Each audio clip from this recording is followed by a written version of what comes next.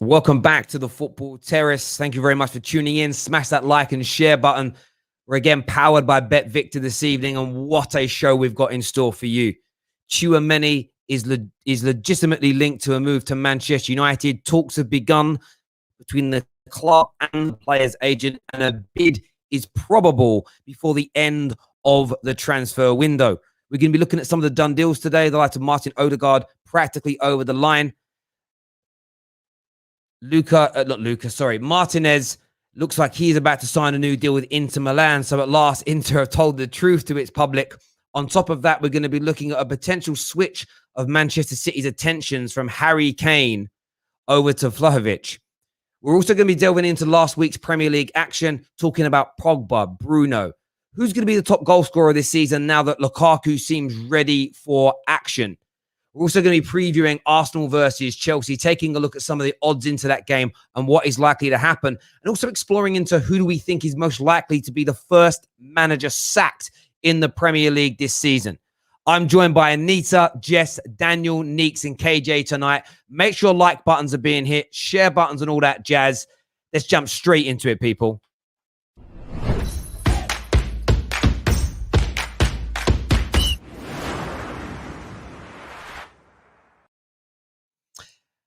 Good afternoon, everyone. How you all doing? Or good evening. It's like 6, 7 o'clock. How you all? You good? I'm all right. Not too bad. Not too bad. Yeah. I'm getting a lot of comments, camera issues. Listen, it's signal issue. If anyone comments on it, they're getting blocked. It's done now. It's just a signal issue. I don't need a million comments. We know it's done.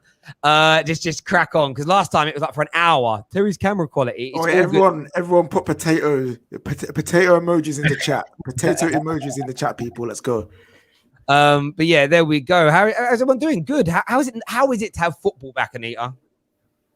Listen, I could have cried. I was at the bridge on Saturday and I could have cried when they came out and when our song was playing in the stadium.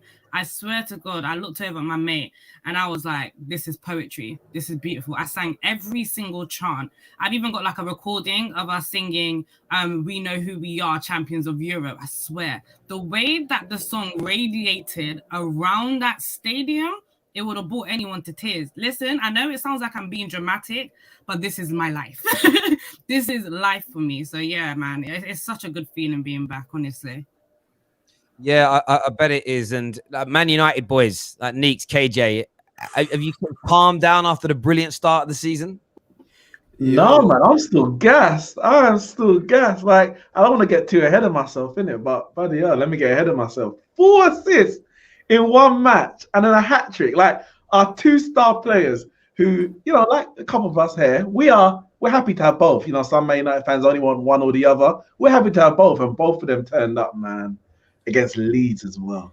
It's beautiful opening day of the season, man. Like, I love beating teams by 4 goals in the opening day. I remember a couple of seasons ago, we beat a certain team in blue by 4 goals. That was a wonderful day. 2 of our best players at that time as well, Rashford, Martial, getting a short score sheet too. So, we repaid the favor, by the way. I'm putting that out there. Right now, it was good, man. I enjoyed it, and the day I had a wonderful day. So I injected that right into my veins, and it powered me through, man. Let's flipping go, baby. Also, it must be nice, Anita, to be able to go to your ground without having to worry about who owns you, fam. You know what I'm saying? Like, it must be a wonderful feeling. One day, me and Neeks can feel that too. You know what I'm saying? One day, maybe in a couple of years, decades, maybe after you have children, please go. I hear you on that, but we have some breaking news to break away from the show from, ladies and gentlemen. Some big breaking news.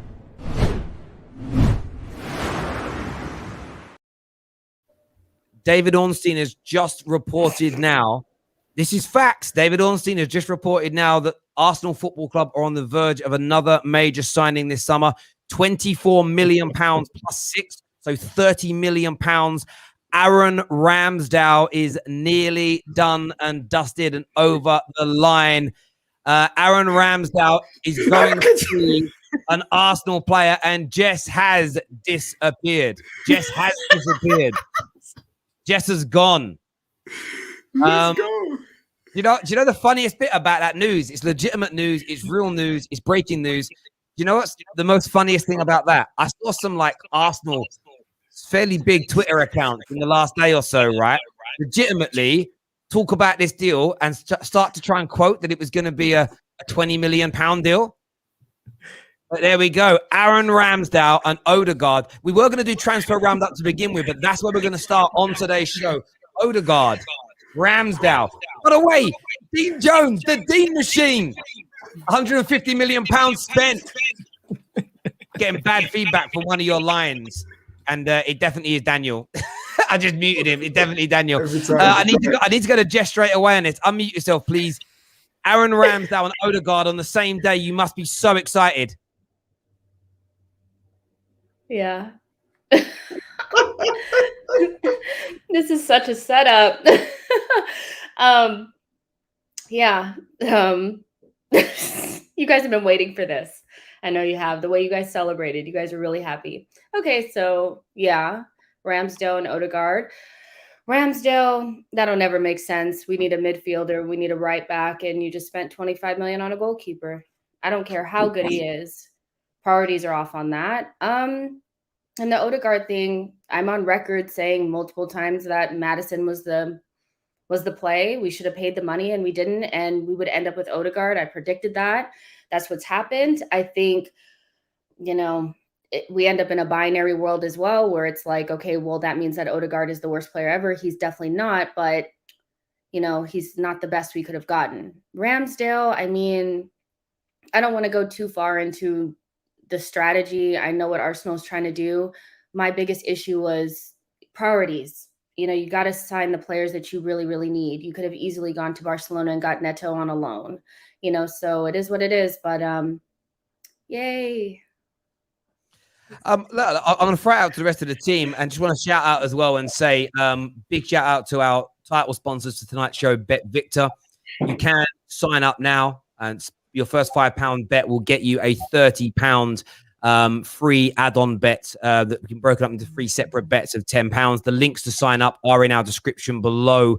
We'll be giving you multiple odds in relation to some of our conversations later on in the show. But a big shout out to our title sponsors. As I say, Bet Victor. Go get yourself signed up to an account now. But remember, always gamble responsibly if you fancy having a flutter, and you must be over the age of 18 years. I want to go to Anita first on this. I mean, Arsenal's business now, Odegaard and Ramsdale pretty much confirmed in the same day.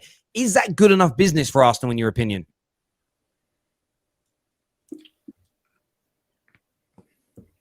You're on mute, Nate. Oh, sorry. In case you missed that, I'll start again. I think it's exceptional business, personally. I think Arsenal did the exact right thing to do. Nah, I'm actually going to echo Jess there. It's all about priorities. What is your main priority at the moment? Is spending 25 million on a goalkeeper like Aaron Ramsdale the main priority for Arsenal at the moment? No, it's not. And that's like earlier in the last season when I said Chelsea doesn't need Varane because that's not a priority. Arsenal have gone and signed Aaron Ramsdale for what reason? They're still lacking in their midfield area. You look at Thomas Partey, he's now, in my opinion, injury prone. Who is going to be that person to, come on and replace Thomas Partey going forward? They need to look at that area. Their forwards is an issue. Who's going to come on for their forwards? Defensively, there are issues there, but they went to go and sign Aaron Ramsdale. Bloody hell. Listen, if that's what they want to do, that's what they want to do. Arteta, he knows what he's doing with his club. It's like, I don't know what that was, KJ, but for 30 me, M's. Like, yeah, I didn't really understand 30, what that was. 30 million. If that's what Arsenal want to do, Arsenal want to do it. If Arteta feels like getting a goalkeeper for that amount of money is the priority at the moment, who am I to tell them that they shouldn't be doing that? But like Jess said, priorities. They need to get that straight. Otherwise, they will end up 10th. I promise you that. Neeks, I mean, do you feel the same? I mean, I know that, you speak to a lot of Arsenal fans like me on social media. What do you think the response is going to be? Linked to the likes of Maddison and Lautaro Martinez. Those deals reportedly were in their hands a couple of weeks ago. If they put the right money forward, it gets done. But they've ended up with Odegaard and Ramsdale. Their spending is now it's got to be over 150 million. What you expect? Sorry, it was about 75 million first, and you've had 30 million. So 30 million's gone in for, how much is it for Odegaard? 35? It's 130 million pounds in total they've spent so far this summer. And then Ramsdale was taking it to about 150 to No, 160. including Ramsdale, 130. So I've got 25 Lukonga, or 20 Lukonga, 35 Odegaard, 30 Ramsdale, 50 Ben White. Oh, I missed Tavares, didn't I? I missed Tavares. Yes. Mhm. So that's about 150 million. I mean, bloody hell. You bought 150 million pounds worth of player, and is your team any better now than it was at the end of last season? All right, David Luiz has been swapped out for Ben White, but the rest of the players either were there last season or don't get in the first team. Odegaard was there, and he was battling with Smith Rowe to get into the side. Tavares is a backup. Lukonga's a backup. I think Arsenal are happy to clearly be outside of European places because they're not strengthening the side to get back into European places. Tottenham, as bad as they've been, they're stronger right now than they were at the end of last season, and they only got a manager 3 days ago. I'm exaggerating, of course, but yeah, it's been bad business. You know, start of the summer, people said Arsenal's going to spend 150. They weren't wrong, but the squad is not 150 million pounds better, and I'm not upset, as you can see by the big smile on my face, but it's embarrassing for us. A club who models themselves as a big club, it's actually embarrassing. You know what is so strange, right? I just feel like because there's that extra pressure, obviously we know what happened like during the summer with the whole Super League stuff. Because of that extra pressure, Arsenal have felt like, yeah, we've got to spend to show that we actually love this club, but they're not thinking about what they're spending on. And if Arteta is behind all of these signings, because we all know that sometimes the manager doesn't actually get a say, but if he is behind these signings, you have to question him and ask him, what are your priorities with this team? Are you trying to make top four this season, or are you just trying to, use your time and just buy? Also, once again, this is how Arsenal become. As banter as it might sound, it's actually very real. Every time I go on social media now, Arsenal fans are fighting Villa and Leicester fans. Like, that's the level. No disrespect to Villa, who's got a European Cup, and no disrespect to Leicester, who are challenging for top four. But that's their battle. Oh, we can't attract your player. We're getting players over you. And we're talking, whereas I'm on the other side, like, I'm trying to buy the best in Europe. Like, that's literally where Arsenal are right now. This has been the most expensive sidestep I've ever seen in my life. Who pays 150 million to do that? Like, there's no forward projection with this transfer window, which is probably the most painful thing for Arsenal fans. It's kind of like, all right, cool. You said to be excited. You said you trust the process. You said to do all these things just to not feel any closer to being back to the top than you was last year, 2 seasons ago. And that's the biggest thing. Aaron Ramsdale, I'm sorry, he's just not good enough at the highest level, in my opinion. Do you know, I don't even think it's that. He might go on to be a very good goalkeeper. Like that, I wouldn't, but they don't need that level. They don't need 30 million pounds on a goalkeeper. I don't care what a single journalist says about this situation.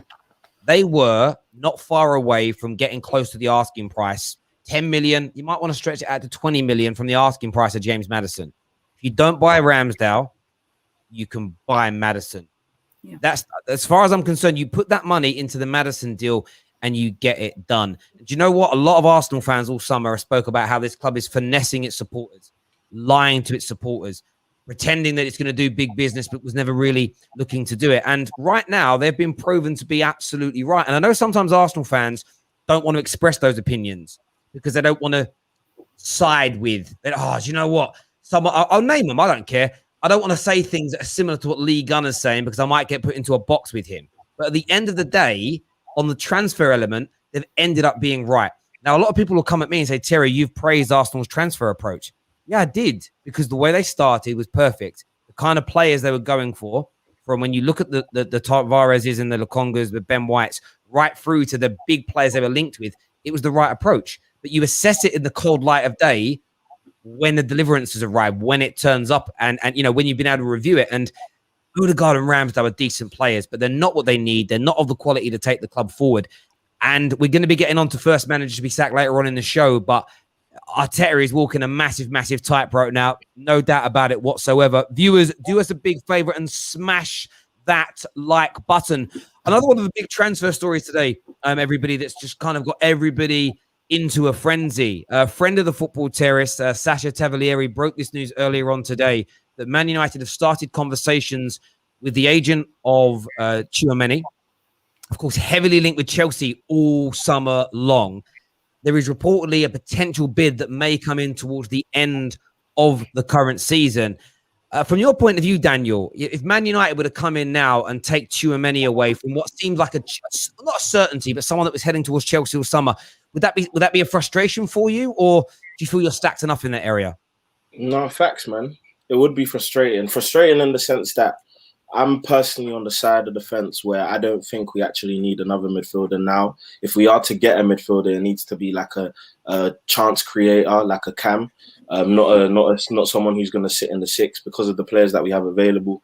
I think we've got enough in that regard in terms of the midfield options: Kovacic, Kante, Jorginho, and then Tuchel's even apparently muted about the fact that the fourth midfielder, he's going to look within. So you're looking at probably Loftus-Cheek being that fourth midfielder. You can't buy Tchouaméni and make him a fourth option. He's that good. I followed him a lot playing for Monaco, and he's someone who breaks up. He's basically a more technical version of Ndidi for people who don't watch League One, and he's that's why he's that good. Like, he doesn't come in to be fourth option. He comes in to play a good amount of games. And right now, with where our squad is, I don't think he's the player we need. I mean, Chelsea fans might get into a hissy fit about it, but they're not thinking straight in terms of how it works. And in terms of our current squad, is he the player that we need right now? You look at Billy Gilmore, another guy. If Tuchel's still here next season, we're potentially going to have about 5 midfielders at our disposal. So it's just not something that's realistic right now for us. But for Man United to take him from us, it would just be frustrating. It'll be like Sancho. The fact that we were linked with him, but because of the way the squad was and the amount of players in that position, just didn't make sense at the time. So yeah, it'll be one of them ones.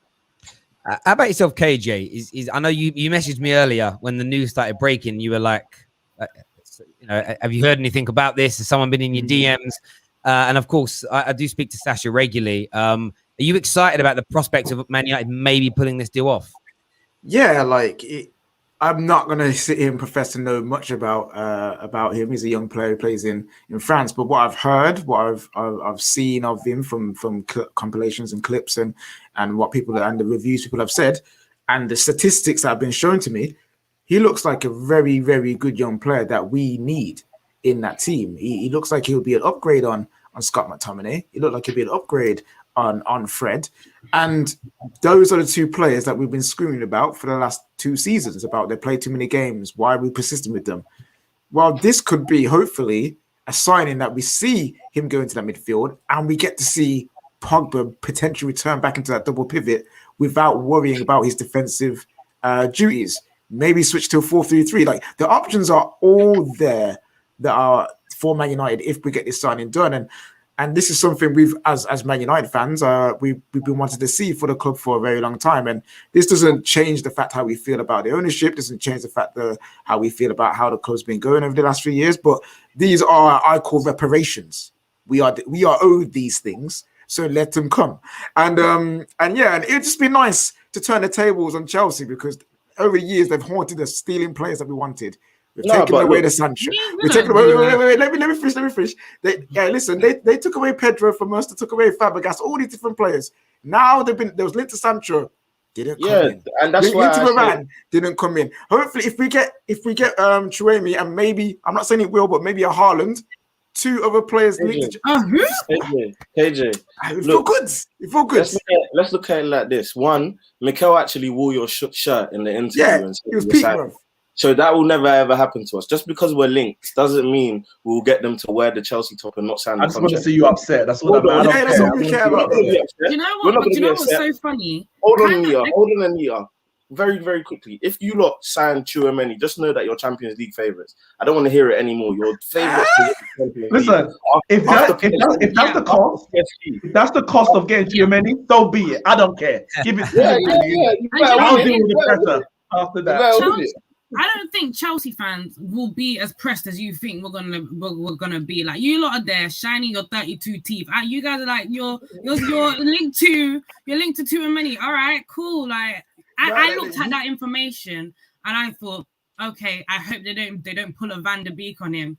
and try just play McFred the entire way through, and then he's sitting there on the bench. And that's when your frustration is gonna come in, and I'm gonna be back on the terrace, and you guys are gonna be frustrated, say, why doesn't Tchouaméni play? Blah blah blah blah, and then that will bring me joy. Then I will be satisfied. Now I'll just be chilling, bro. Won in this And they'll probably situation. hire Roy Keane But after. on a serious note, though, I do think that the disrespect to McTominay and Fred is a bit too much. I do think that Tchouaméni, he's a young prospect, and again, a lot of people that watch the Premier League, they don't really pay attention to League One, and it's not like to generalize everyone, but it's just like there's a portion of fans who probably watch other different leagues.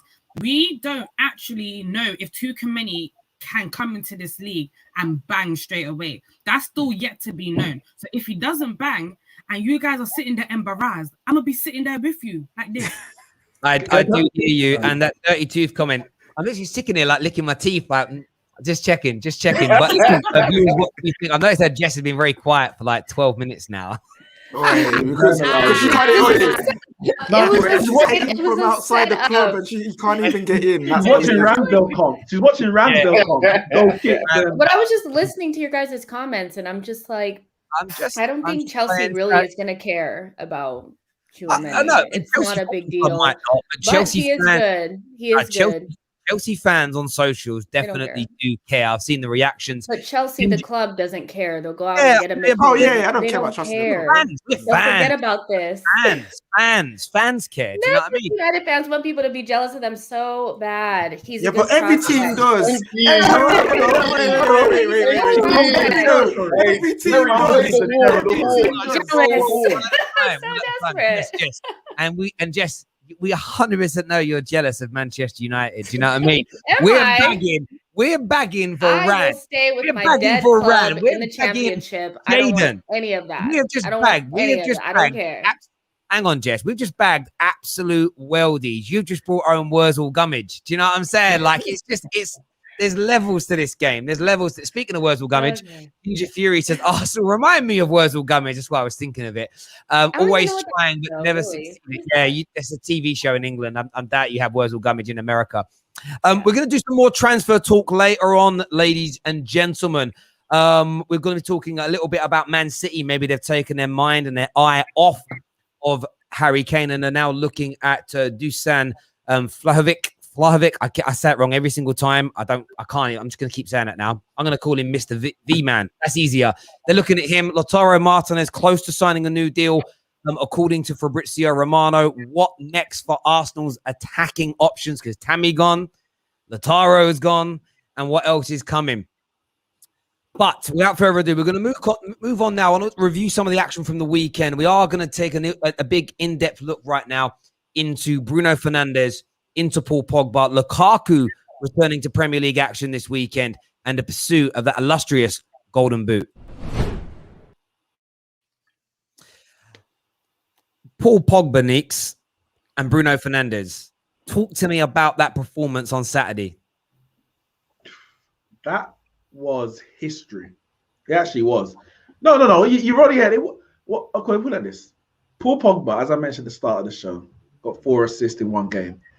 I think he's the 7th player ever in Premier League history to do it. That's history. Only 6 before him have done that. First Man United player ever. And yes, it's the first game of the season. Yes, it's Leeds. But whatever happens from here on in, that is written in history. 4 assists in one game. It's not something regular. And it wasn't like, those 5-yard passes and someone banged it from 50 yards. No, these were quality assists. We saw the full range of Paul Pogba, barring there was no goal and he should have scored.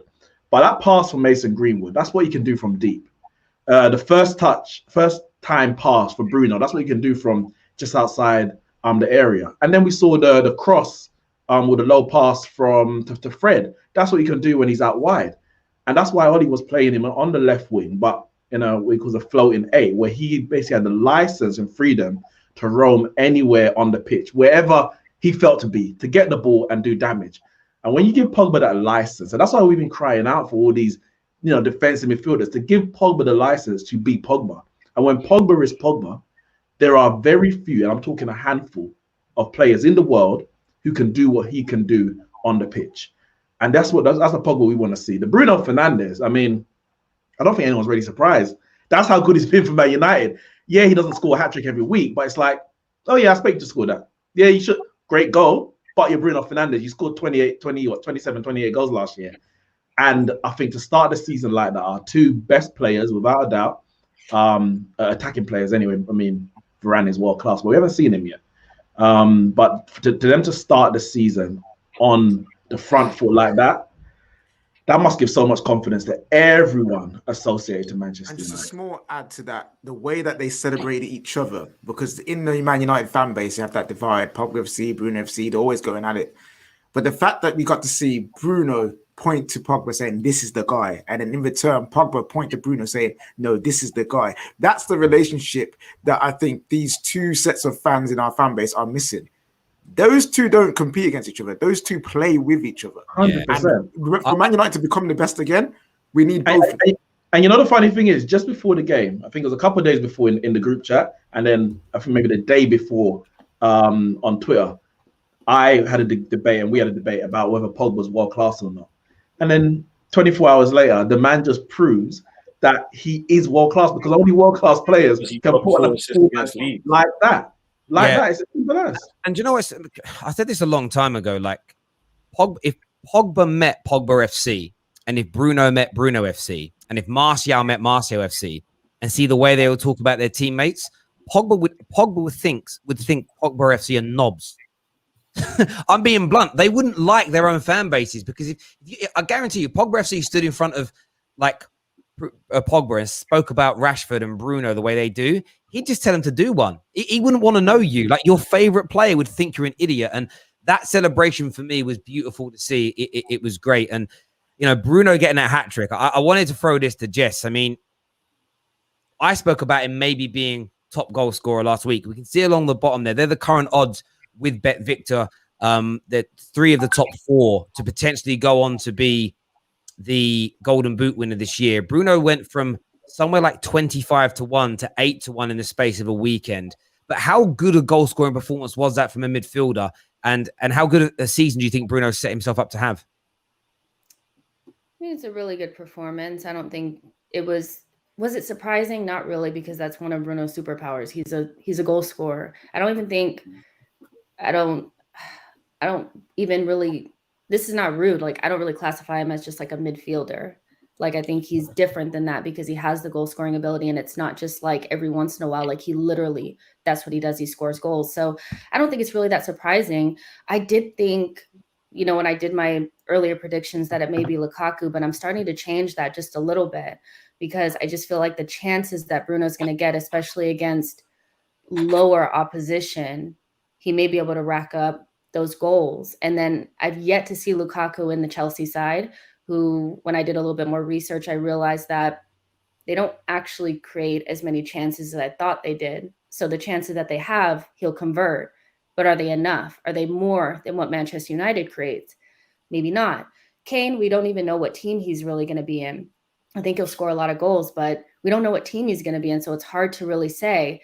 Bruno settled in Manchester United, and he's basically like a second forward. That's basically what he is, isn't he? And he's really, really good at it. He'll take most of the penalties. You guys know you're going to get a lot of them. So I actually feel like I'm changing that a little bit and saying that Bruno has a really good chance to do it. This is without seeing Kane in a Manchester City side and not seeing Lukaku in a Chelsea side. But I almost want to just take Lukaku out of that, because I'm just not sure that Chelsea's going to create enough chances. So yeah, Bruno has a good chance. And that's not to say Lukaku's bad.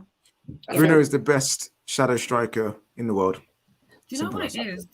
This is not taking anything away from Bruno over the weekend. I thought Bruno had a great game on the weekend, but I just think there's a bit of a hype at the moment. And I bought into it too, don't get me wrong, but the hype right now is that Bruno can probably get the Golden Boot, which is fair. It's feasible, very feasible. But I look at it as, you've never struggled against Leeds. Bruno Fernandes has never struggled against Leeds. Paul Pogba hasn't struggled against Leeds. You beat them 6-2 last season.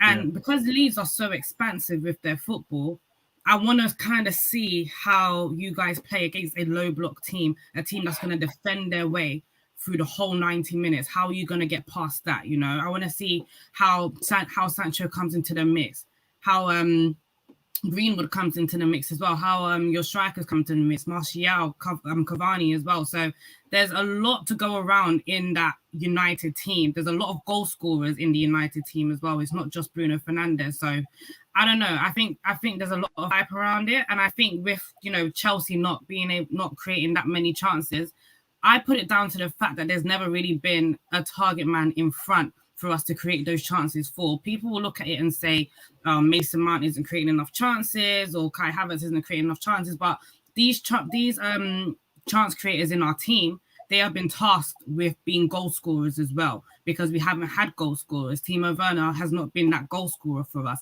so we've had to try and find goals from other places on the team. So if they can concentrate on creation, because we now have a target man, I think things will change. So I wouldn't rule Lukaku out of it. I want to see him in a Chelsea shirt first, and I think, you know, 20 goals from Lukaku minimum is what I'm expecting this season.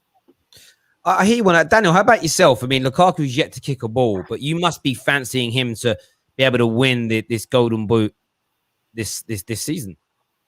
Romelu Lukaku will win the Golden Boot.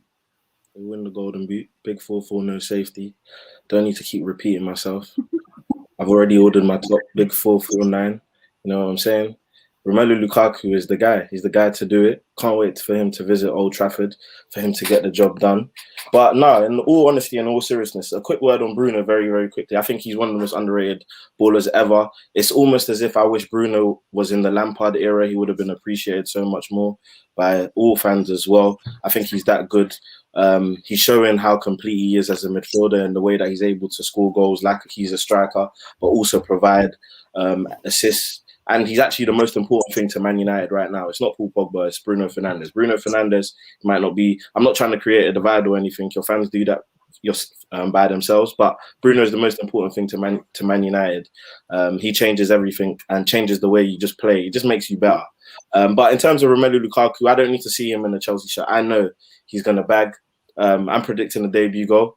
I am sticking my neck out on this one, but I really think he's going to do really well. And the reason why I say that is because he's more than just a goal scorer. I think what Romelu Lukaku does for Chelsea is that he makes everyone else better, and that is the player we've been missing. We've been missing the player that makes everyone else better. A bit like what Eden Hazard used to do. He used to get the best out of guys like Pedro, guys like Willian. Even at times when Morata was actually in form, he was looking good with Hazard. So I think Lukaku is that guy to make the Havertzes, the Werners, the Mounts, the Ziyech's. He just makes everyone else around him better. And just the final word on Lukaku, I think Lukaku, I actually think he's not under pressure. I don't know why. I just feel like there's no pressure on him to succeed because he's gone and done it. He's been there, done that. Like, he's won a league title for a club and now he's coming back. Basically like unfinished business, basically to do what he's already started. And I think his career was always meant to go like this, to come back to the club that he supports, the club that he loves, and get the job done. Big 4-4, signs out. Cheers. Well, that's very much what he wanted to do, though. I mean, you go back to listen to what Christophe Terrer said at the beginning of the summer. His motivation, and Sasha said this massively on the show, he's always had this desire to go back to Chelsea and kill it. He lines himself up. He is now, and I'm going to take a look at this now and show this to everybody. He is the bookies' favorite. He is 4-1 joint favorite with Mo Salah, and he hasn't kicked a ball yet to get this done. Now, from my view, you know, I'm going to put a bet on here, of course, with our title partners here, Bet Victor. Who should I put my money on? I'm going to. Anita wasn't on last week, so I'm going to go to Anita. I'm going to put a £5 bet on here. Who do you think I should put my money on? A £5 bet. I see Danny Ings there. Ooh. No, I'm playing. Not Danny Ings. I think Danny Ings will get close, but I'm playing. Do you know what? I'm actually quite stumped because as much as I would love to put Lukaku in there, I think Daniel's being a bit premature saying that he already makes everyone just that bit better. I think we've got to wait and see. We've got to wait and see first because, again, we've seen him play for Everton and we've seen him play for Man United in the Premier League. He's come from a much slower Serie A, so let's not get ahead of ourselves. Let's see if we get the Everton Lukaku or the Man United Lukaku because we got to suss that out first. But if I'm going to tell you to put your money on anyone right now, as in, I think I'll put my money on Mohamed Salah. purely because I think Liverpool, they are hungry this season. Last season was embarrassing by their standards, you know? By their standards, they thought we can do a lot better than this. And even last season, as Liverpool, what did they come? They came third. They managed to scrape coming third because of us. We made stupid mistakes. But them scraping third and Mohamed Salah scoring that many goals and still just being third is dangerous, you know? And knowing that they're going to come into this season headstrong, wanting to go for the title, wanting to go for the Champions League, wanting to go for some sort of trophy, I think Mohamed Salah is going to be hungrier than ever. And who knows, this might be his last season at Liverpool as well. He might want to go out with a bang. So I'll put my money on Mohamed Salah. Absolutely. I am going to go back to my full screen picture in a minute. I'm just topping up my account. And obviously, I'm not going to do that with my bank details on the screen. Guys, I'm about to start taking notes. bro. We need your help. The link is in the description. Just remember before doing this, ladies and gentlemen, always make sure you are over the age of 18, read the terms and conditions, and bet responsibly. And also have money. I am betting money that I can afford to lose. Although I'm going to go over Anita's option here. I'm going to put £5 here on Mohamed Salah to get this done. That should go through now. There we go. Bet successfully placed. Potential return area £25. That's the Golden Boot winner that I have put my money on this week, courtesy with the support there of Jess. You can sign up now to get your account, bet £5 and get a £30 bonus bet Victor. The link and all the details are in our description below.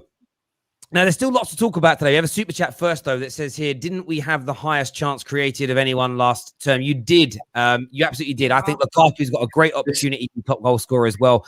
I mean, I wouldn't necessarily write off Harry Kane either, depending on where he ends up, but it's certainly going to be interesting. Next up, we are talking the top four. Now, the top four, I think we all knew. We all thought the top four was a shoo-in. It was going to be City, Liverpool, Chelsea, Man United in no particular order. But the first team I want to speak about today, and I'm sorry to do this, Jess, it is Spurs, because they look really good on Sunday against Manchester City. Well drilled, well positioned. Do any of you now fancy maybe Spurs as an outside chance? Maybe selling Harry Kane will better their squad, very much how Liverpool did when Coutinho left. I want to go to Jess first on this. How impressed were you with Tottenham? And do you think they've laid down a marker maybe to push back for a Champions League position this season? Yeah, I mean, I think they looked good. But at the same time, it's like they have Manchester City's number as well. I would like to see them in more games consistently. We know that they're super dangerous on the counter. I think they were really brave as well to leave players up top to keep the Manchester City defenders honest. That was really brave. Nuno seemed to have them very organized, which is good. You know, that's good for them. So yeah, they're good on the counter. They're very hard to beat when they're kind of sitting. But I still think they have an issue in terms of breaking down low blocks. And in games where they should be beating the team, like they were definitely the underdogs in this game, I feel like they do tend to struggle. And if they do lose Harry Kane, then they have to bring in players. Those players have to adjust.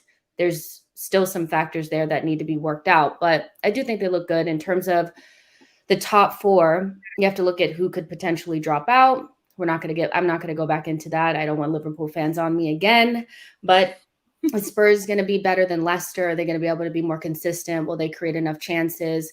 Will they be able to gel without Harry Kane? What does that team look like without them? I think it's a little bit too early to say, but they did look good, and I don't want to take that away from them, but I wouldn't necessarily change my top four at the moment. I haven't seen enough just yet. I hear that. KJ, do you think losing Harry Kane could actually make Spurs a better team, though? Yes. I actually believe they do, because I feel I look at their players, I look at their squad, and they're not like they've got bad players. They have good players. It's just that obviously under Jose and under Ryan Mason, they just couldn't get things going. But what I saw on the weekend is that a team that played like a team. And they did. It's not like they missed their main man, because I believe they've got their main man without Harry Kane already, and that's Son.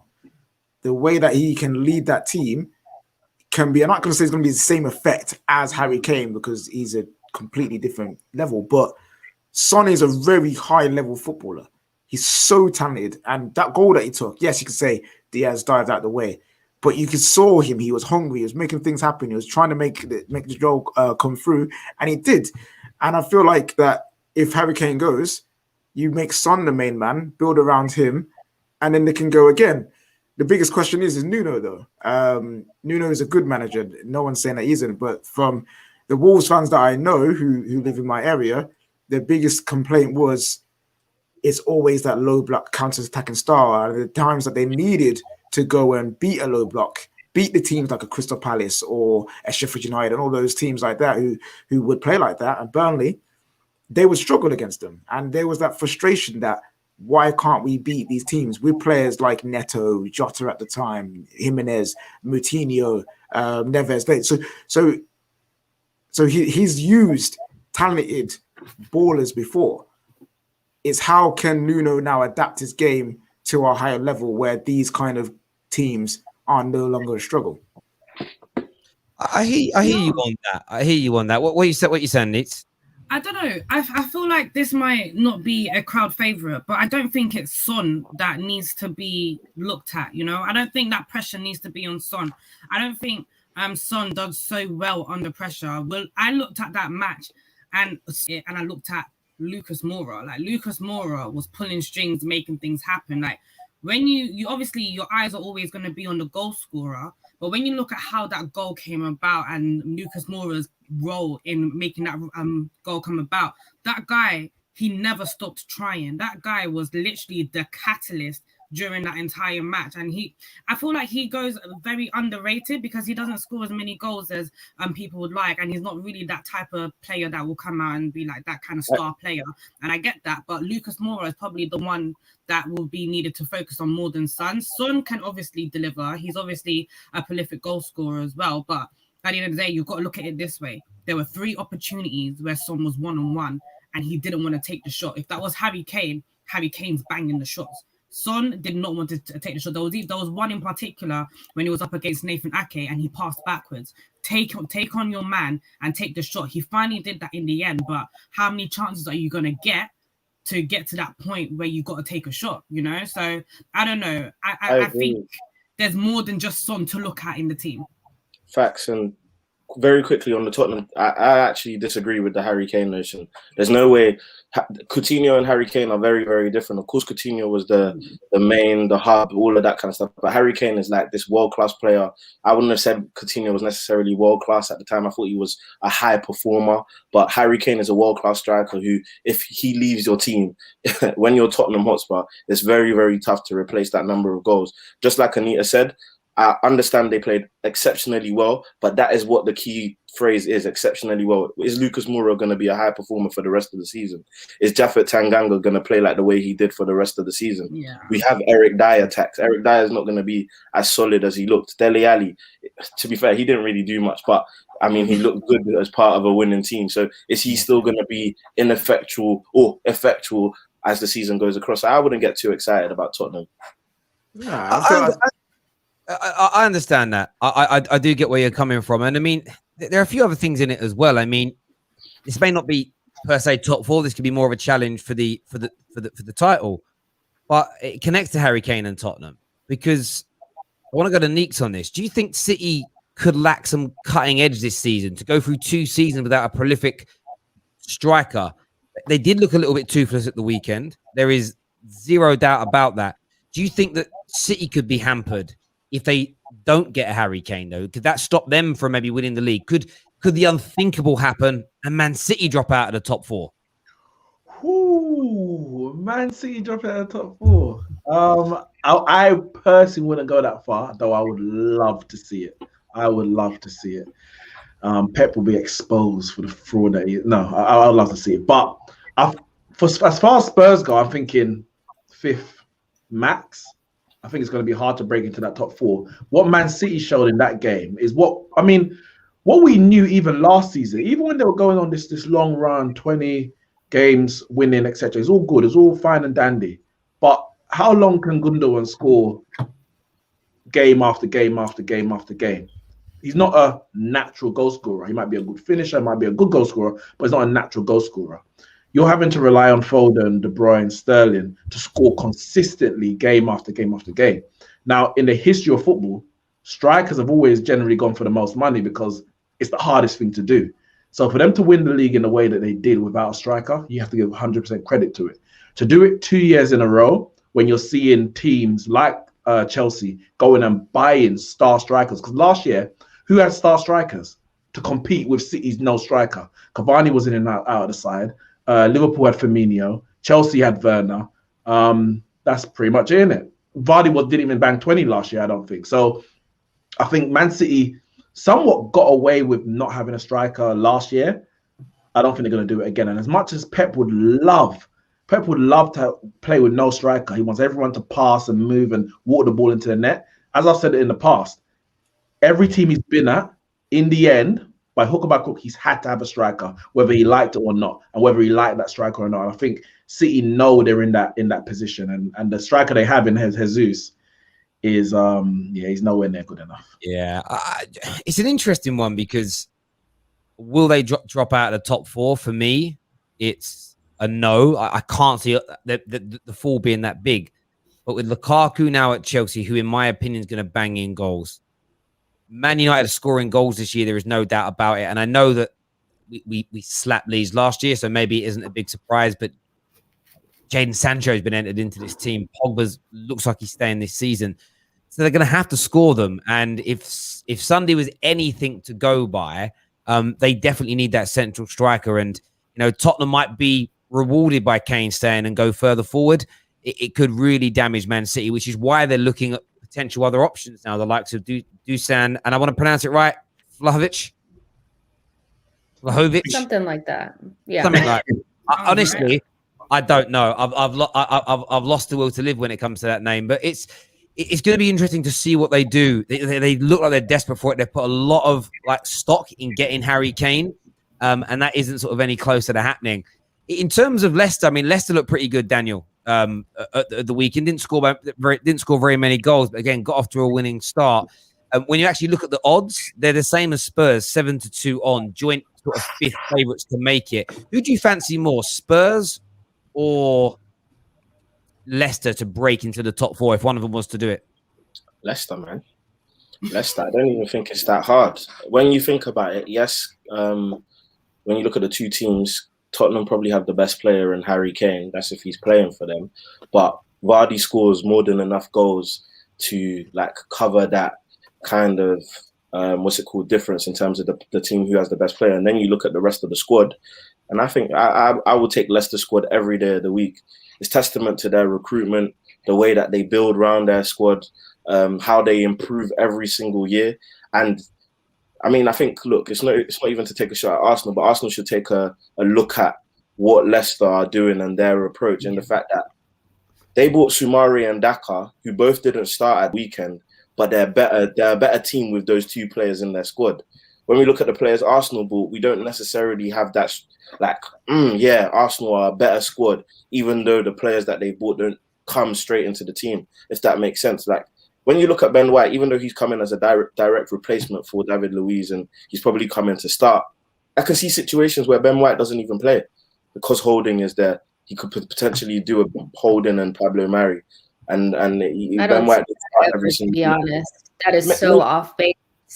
I can't believe you just said that. I'm putting things out into the atmosphere the same way I said you lot wouldn't get mad. Don't make any sense. And I got crucified for it. Arteta this season will start Holding and Pablo Mari, even if Ben White is fit, just to take him out of the firing line. Just to take him out of the firing line. After one game. No. I'm not saying the next game. I'm forecasting basically that Ben White isn't going to have the best of seasons where he's going to need to sit. Oh, so these are one of those that you warned us about before we actually started the show. In case you missed it. It's one of those. It's one of those. Yeah, no, Ben White is not going to get taken out of the firing line or anything like that. And I would just disagree a little bit that there's a likable Leicester aspect that goes around, and I like Leicester. I said that they could get into the top four, but everything that they do is deemed so much better than what everybody else is doing. And I don't necessarily feel like Soumare is infinitely better than Lokonga. That doesn't really make sense. I don't know if you guys forgot that we got Lokonga, and they're quite similar in terms of where they're ranked in their position, right up there with Tchouaméni as well. It's just, you go to Arsenal, you're automatically look like you're not good.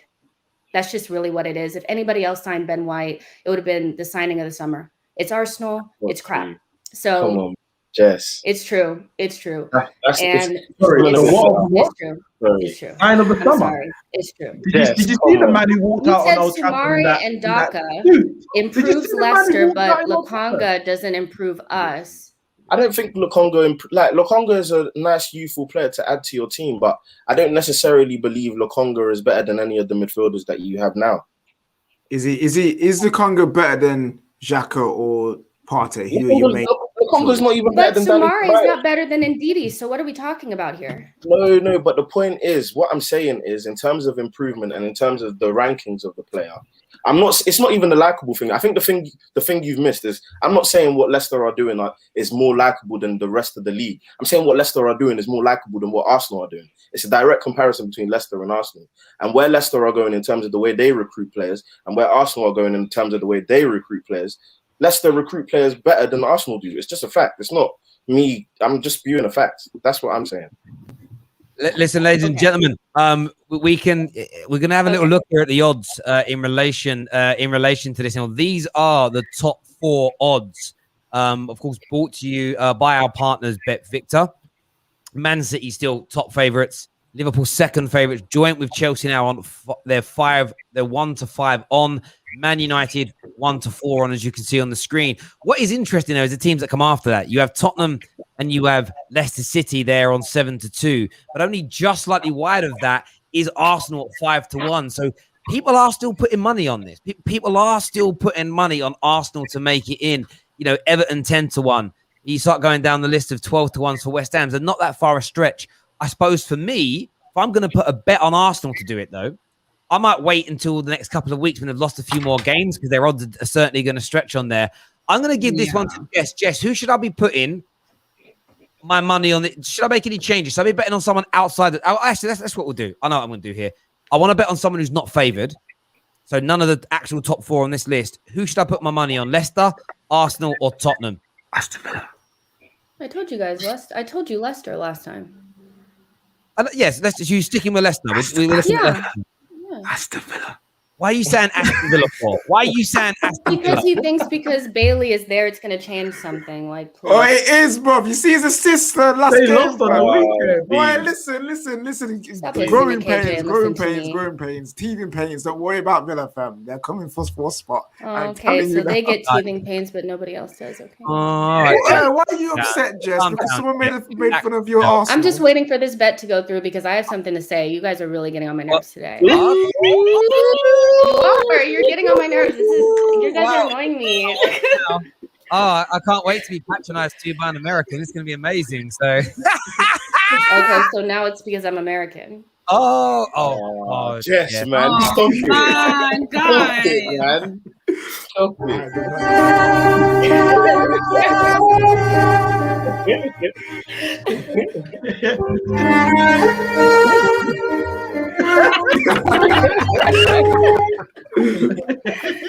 Yes, well, she's back now. She's back. There Remember we go. that later. Just remember that later. Okay, I will. Do you know what I'm gonna do? I'm gonna listen. I'm gonna hedge my bets here. I went for Leicester last week. I'm gonna stick a cheeky £2 bet here on Spurs to make it. I was very, very, very impressed with their performance against Manchester City. I think if Kane leaves, they're going to be galvanized. They're going to sign a top striker to come in. Hill is very talented. Forgetting Romero, what a defender he is. And they might even be taking man like Kurt Zuma away from Chelsea. So I'm going to take a little £2, a little outside bet here, 7-2 on Tottenham Hotspur to make it into that top 4.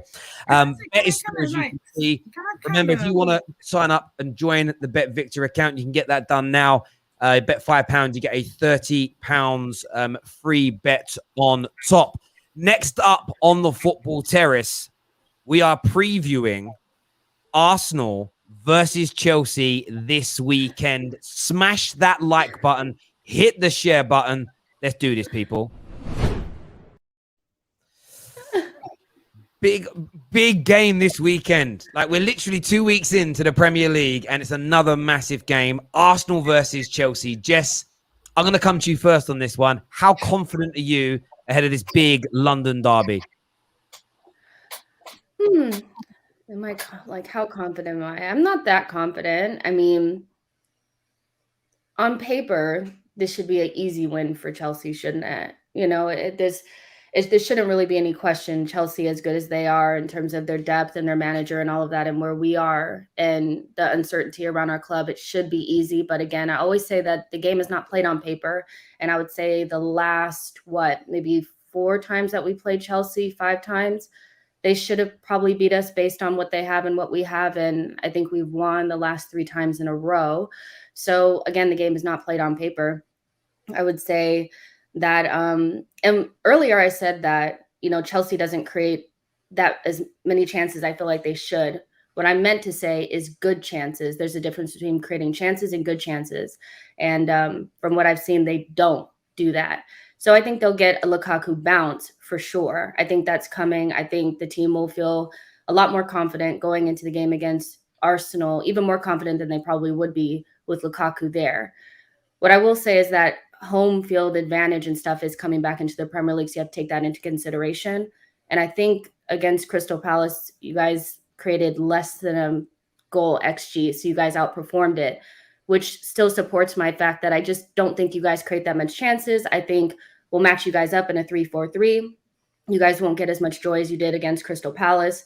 We tend to be a lot better when we kind of sit back and then try to go on the counterattack, and I think that's what we'll do. So as I'm not that confident, I don't think we're going to win it, but I definitely don't think it's going to be some 4-5-0. I just don't see that. Don't create enough good chances for that, even with Lukaku. So, yeah, I think I would say that a 0-0 draw or a 1-1 draw is what I would go for. We're not going to have our strikers, and I don't really think they make that big of a difference because we won't have possession. That's the thing. We're not going to have possession. So I think we'll get some weird penalty or something, or we'll scrape a goal. You guys will score a goal at the very end of the game. I think you guys have scored the last 5 times you guys have scored against us. It was like in the 80th minute and beyond. So I think it'll be a tight game. We'll tie it. It'll be a draw, you know, but you guys should be able to beat us, but you have a hard time doing it, you know. Anita, what's your take going into No, you gotta say sorry, it's your opinion. I mean, what's your take going into this game against Arsenal in the current situation that they find themselves in, with yourselves looking, you know, you're purring right now? Before I get into it, are you gonna have your strikers next for this game? No. I have one. Left one. Listen, no disrespect to Arsenal. What I saw against Brentford was woeful. Going forward, woeful. Defensively, woeful. Midfield, woeful. Everything about it was not convincing at all. We've been here before where Arsenal, they start off, I don't know, they don't start off well, and then they face Chelsea, all of a sudden they're prime Barcelona or prime Bayern Munich, and it gets on my damn nerves. I'm predicting Chelsea to turn the hell up on the weekend. We have lost to Arsenal one too many times, and this is a chance for us to redeem ourselves.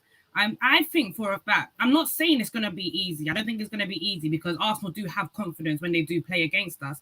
It's not going to be an easy ride. However, I still believe that Chelsea will be able to take the 3 points from them. I think at the moment they are lacking in confidence. They are relying on young talent. Balogun being up front in their last match as well. That's something to exploit there. You know, just mentioned a possible penalty coming about. I don't see that happening. I think our back line is experienced enough especially to handle the lack of threat that Arsenal do pose at the moment. There is a lack of threat there going forward, and that is the problem. The transition from defense to attack is also a problem to look at. Chelsea, we are stronger than ever at the moment. Like you said, like our XG was not the greatest against Crystal Palace, but we still won 3-0. Like you use that as a fact that, you know, we are not creative enough. I use that as a fact of if we are not creative enough and we're still scoring 3 goals and we're still scoring higher than our expected goals, that's a problem for you. You know, that's the problem that you're going to need to deal with. And I don't think that Arsenal are going to be able to deal with it this time around. I know that this is me putting myself out there. I'm probably going to get clipped. I know a gal's probably going to come on after the match and tell me, what was you saying, blah, blah, blah, especially if Arsenal win. But that's how much confidence I've got in Chelsea at the moment, because we are the damn champions of Europe. We are the champions of Europe. Telling me that we're going to go to the Emirates and Arsenal are going to beat us, I ain't hearing it. And I'm not going to believe it. Last season, when we went to the Emirates and Chelsea fans were saying we're going to beat Arsenal, I was like, nah, not really. We've got Lukaku. We're one of the top goal scorers in the world at the moment at our club. He's going to be starting. He probably hates Arsenal as much as we do. You know, he is a Chelsea fan. And at the end of the day, we may not create the best of chances. However, the fact that we didn't create many chances against Crystal Palace and we still scored 3 goals, you're in trouble. Big trouble. I hear you on that completely. I think both of you make some great points there. What I do want to do is take a quick look here across at the Bet Victor wrap. You can see, and below us on the screen, 15-4 for Arsenal to win this game. 4-5 on for Chelsea to pick up the victory, and it's 5-2 on the draw. I'm seeing a lot of comments in it come through in the comment section saying it's going to be a 0-0 after all the hype. Watch is going to be a 0-0. Lots of comments like this, but you think it's going to be a draw. 5-2 are the odds on that. I want to get a rival perspective on this. Neeks, how do you see this game going on Sunday afternoon? First and foremost, Arteta has to go back to a back 3/back 5. That the back 4, I don't know which 4 is going to pick, because they had Chambers playing right back in the last game, and I mean that's just open season for any attacker down that side. Left back, left wing, left mid, whoever. He has to go back to a back 3, and I think by doing that, it's going to make it a very, very tight game, because it will just match up exactly how Chelsea are set up anyway. And of course, they've got a new striker in. He probably will start, not a guarantee, I don't know, but I think he would have enough training to actually start the game. But Chelsea weren't the most prolific or the most clinical against low blocks, against defensive teams, all throughout last season. Even under Tuchel, they weren't scoring a bag load of goals, if we're going to be honest. So having a better striker, of course, is going to play into it and it's going to help them. But I think if Arsenal can just go into the game like, guys, we cannot lose this game. We can't start the season with 2 losses in a row with Man City round the corner. They go into that game saying, listen, whatever happens, we are not losing that game. I think they can get something out of it. I think they can. It's going to be, like Jess said, I don't think it's going to be a battering. Like we always expect. Anytime some of these big sides, whether it's Man United, Chelsea, go to play Arsenal, it's always in a bad moment. You're like, yeah, we have to win. And somehow Arsenal pull something out of the bag. I don't think it's going to go to the extent of they're going to win 3-1. I think they won the last time you played the Emirates. I don't think it's going to be like that. But I can see a 0-0. I can actually see a 0-0. Wait. I said a draw. Wait. People, you guys are forgetting. Please, KJ, let me please. I'm begging you. I'm just not understanding this. Like, I know history dictates that we're less likely and less favorable for this draw. I understand that. But were you watching the Brentford match? It's not just them attacking. Like, their attack, right?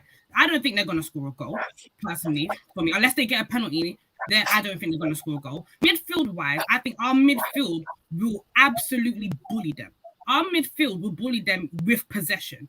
Going forward, you've got to look at Arsenal's defence. Both of the Brentford goals, what were they doing? They were standing there as if they're training dummies. They were actually I took all of that into consideration, but the facts are still what they are. No, but this is the thing. Go ahead, KJ, say your piece. Everyone on luck. Go ahead. But that's what Arsenal. Listen, how many times have I told you about these? KJ. I'm not hearing no judge. Don't jinx it. No. Arsenal judge is real, bro. It is. Every time we do this, every time you put Arsenal down, every time they in turmoil, every time it looks like everything's falling apart, they come out with a result that no one thinks they should be even getting. Happens every time, and with that, I'm listening to the judge. Before we beat you guys, everyone, we were terrible. This is how it goes. We should go to a commercial break. We should go to a It's commercial. okay. It's fine. It's fine. You we guys have- should guys, you should win.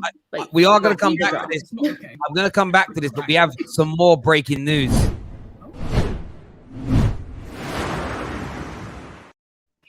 Fabrizio Romano has confirmed a done deal. Emerson will join Olympic Lyon on loan from Chelsea.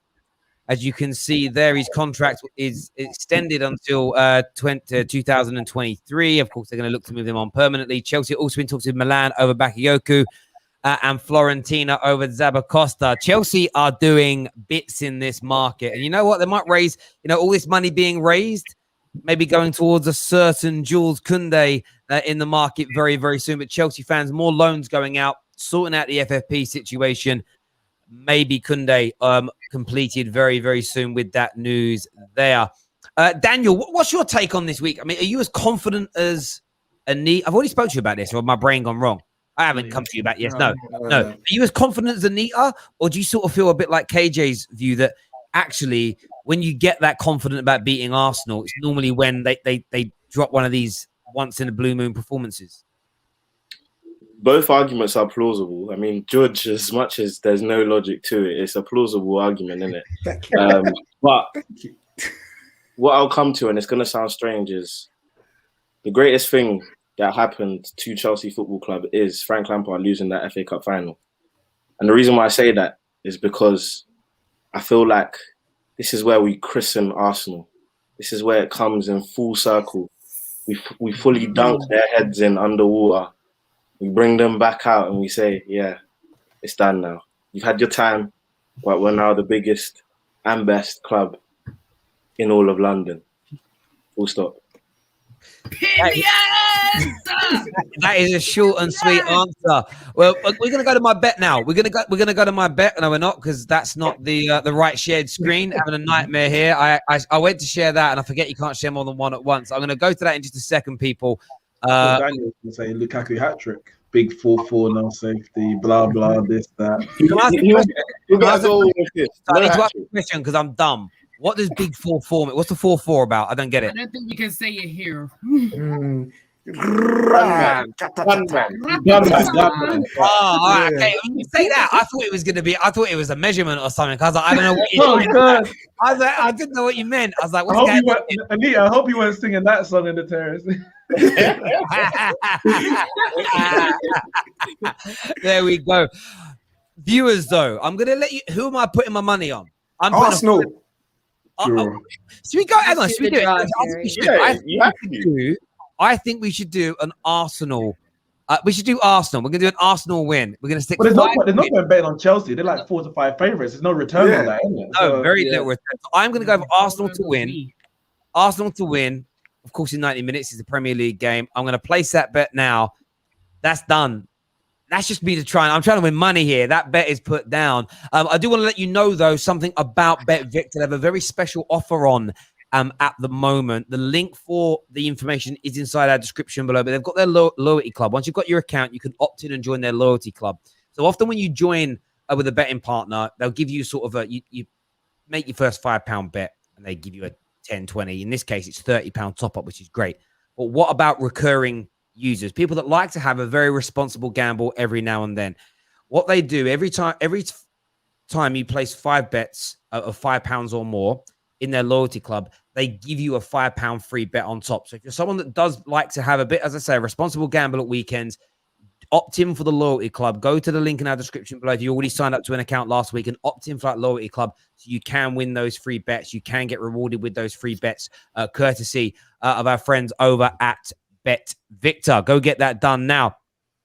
Now, staying with Arsenal, we are going to go back to some transfer news a little bit later, but I want to stay with Arsenal because there's also another subject matter surrounding Arsenal, which is, I can't believe after one game it's already reared its head. Now, viewers, we really need your help with this subject matter because we're going to be talking about who is likely to be the next manager to lose his job. Now, Mikel Arteta, as you can see, is favourite to lose his job by a country mile. Second favourite is Patrick Vieira, 8-1 to be the next manager sacked. Arteta is odds on. It literally, if you bet £1, you only win £1. You bet £100, you only get £100 back. Like, you don't win any money. It's odds on to happen. That is how much the market is looking at this and thinking it's going to come over the line. Just to throw out there for some shade, Ole is according to Bet Victor, is the least likely manager to lose his job at 66-1. Ole Outers. I'm sorry, but facts be facts be facts. I want to throw this out there, though. Arteta out. The movement is growing. The anger is clear. Jess, how much longer do you honestly think Arteta's got in the job at Arsenal Football Club? Yeah, it's not if, it's when, isn't it? I'll say after like 10 games or so, they'll start to really look for a manager. He'll be gone by December. Like, he won't make it. There's just no way. We don't have the right profiles for him. He wants to play in a certain way. And I don't know if he realizes this, but we don't have Manchester City's money. So you can't expect them to play like Manchester City when you have a bunch of players that just don't have that quality. So I think with him trying to persist with this and being kind of unwavering, it's going to bite him, but I also kind of feel like he wants to die by a sword, which it is what it is, so he's gone by December for sure. He should probably be gone before that. And to be honest, he should have been sacked after last season and actually should have never got the job. But they'll wait till December. And it's just unfortunate because, replacing the manager mid-season is horrible, especially when you're dealing with the Cronkies, because they're very indecisive and they never want to do it anyway. So we'll see what happens. But December for sure, the guy's gone. Like, I just don't see it. Like, I don't see us being able to, the way we've started the season, we're grossly unprepared in a way that's not going to give him the results that he needs in order to stay. So yeah, it's not if, it's when, and I think it's going to be December. Listen, I think you make a fair point there. KJ, do you think that waiting until December is Arsenal copping out, not admitting that they've made a mistake with Arteta? Or is it right that they give him look, whether we rate the players or not, we spoke about it at the beginning of the show. Anyone who's new is tuning in. Ramsdale pretty much done. Odegaard pretty much done. £150 million surplus spent this year. Should Arteta be given the season to embed his new players and make his system work? Or is it a case of he just isn't good enough and he's got to go, KJ? If Arsenal keep Arteta till December, that's just basically such a lack of self-awareness on the behalf of the football club, because you have to now look at everything that's gone on over his tenure and how far have you gone forward. And if this is the transfer window you're giving him, how can you expect him to get any further than he's got already? So for me, yeah, you give him a bit, but you start looking for a new manager now, like you do.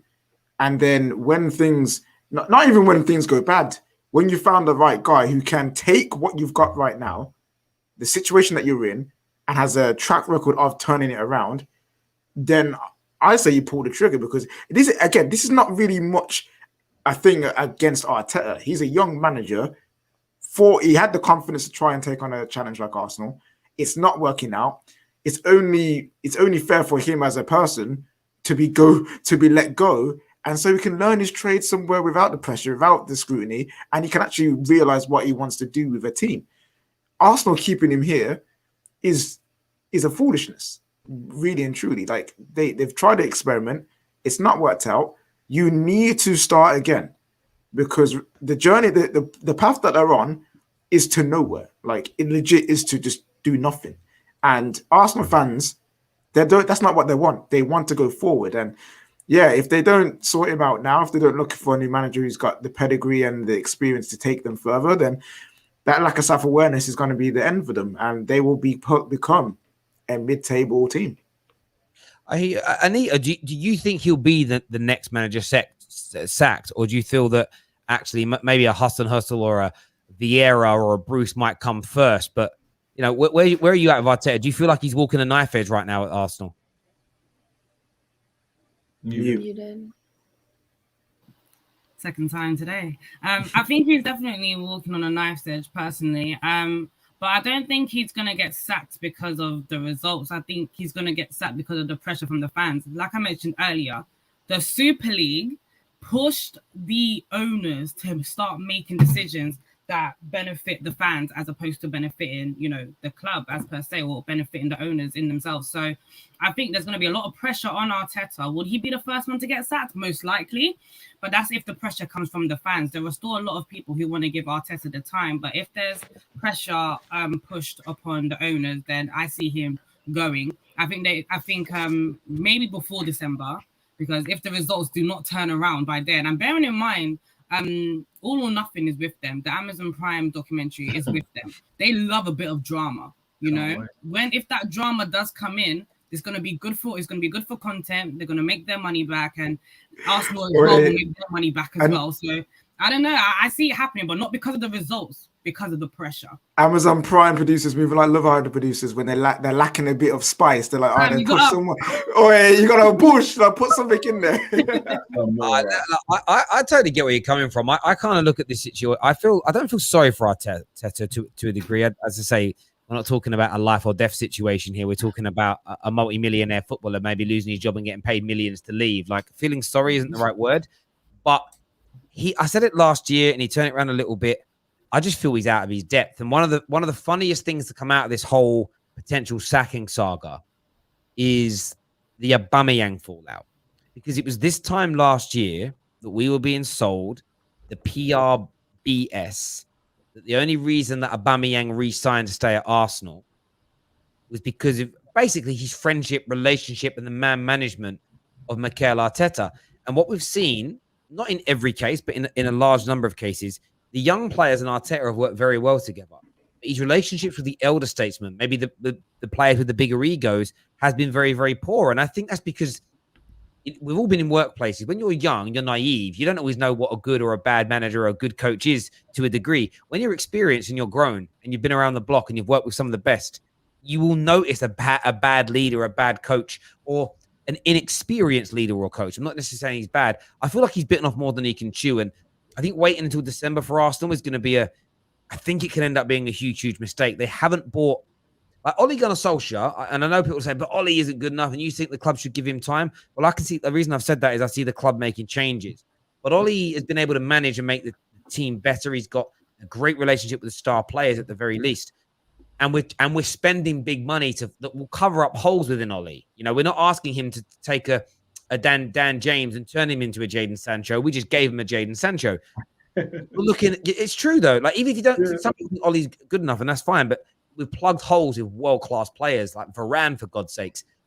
Like, the players that have come in for someone like Mikel Arteta, you need a very special coach, a very experienced coach to manage that, understand the systems, and how can I get a tune out of what I've got? And I just don't think Mikel Arteta is that guy. And I think they're going to wait until this by December. Their Premier League campaign, in my opinion, will be maybe not mathematically, but it'll be over. Top four will be out the window. And that has to be what they're aiming for, whether they want to admit it or not. They're not in Europe. And if they're not in the top four race at all come December, what a waste of a season, and what a waste of 140 to 150 million pounds. You know, they need a top class manager now to steer this sinking ship, because I feel sorry for the Arsenal fans, really. Not all. I feel sorry for the Arsenal fans that care. I don't feel sorry for the Arsenal fans that said Kroenke out and are still buying merchant tickets. I've got no time for them anymore. I'm legit done with it. Like, you can't do those two things and then expect sympathy for me. But yeah, it's just a madness. Yeah, mate, go on.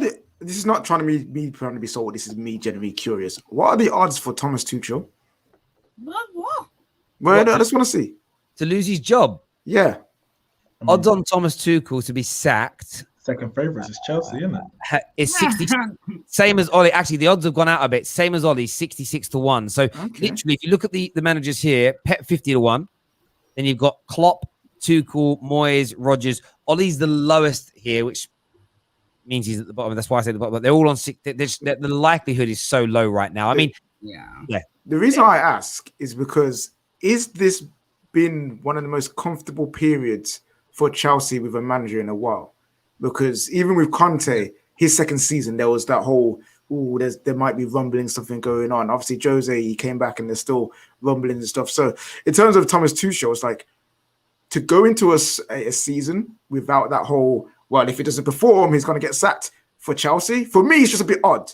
And it's semi-refreshing to see that they've put confidence in a manager to do his job. Now, if things go, I don't think they will, but if things go horribly long, I'm pretty sure he probably will lose his job. But for a start of a season, for Chelsea to be so calm, relaxed, and steady, is something different to see. Yeah. You know what it is, KJ? Go on, Nick. You know what it is, KJ? We were like this in 2012, baby. We just won the Champions League. What more do I want? Do you know what I mean? Like, I was like this in 2012. I was sitting back, feet up. We started the season reasonably well. Got to September. I was like, yeah, what's this? I was looking around. I was like, nah, this ain't it, y'all. Like, this ain't it. You know, like, give it till September, October before we say that we're comfortable. But at the moment, I'm not gonna lie, this is the most comfortable I've ever felt with a manager, and I felt extremely comfortable under Conte until, you know, the second season happened, and then Costa left by a text message and stuff like that. Like, I was extremely comfortable with Conte, but now looking at Tuchel, I put so much trust in him to the point where his lineups nowadays, starting Pulisic, Mount, and Werner on the weekend, I didn't even question it. I was just like, you know what? All right, cool. Do what you want to do. There's so much confidence there and that's why he's that low on the odds to be sacked. Like, that's exactly why. And if it was any other manager that we've had previously, I'd be saying I'm just waiting for it to happen. I'm waiting for the fuse to come. But at the moment, like, there's a lot of confidence in him. I'm giving it till September, October. Let's see what the results are looking like then, because we need to be challenging for the title. That's the thing with these odds. So I'm going to come to you in a second, Nick. That's the thing with these odds.